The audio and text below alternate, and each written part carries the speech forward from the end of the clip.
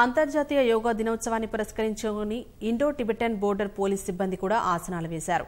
ఉత్తర లడఖ్లోని 18,000 అడుగుల ఎత్తున -20 డిగ్రీల చలిని సైతం లెక్క చేయకుండా ఐటీబీపీ సిబ్బంది యోగాసనాలు వేశారు.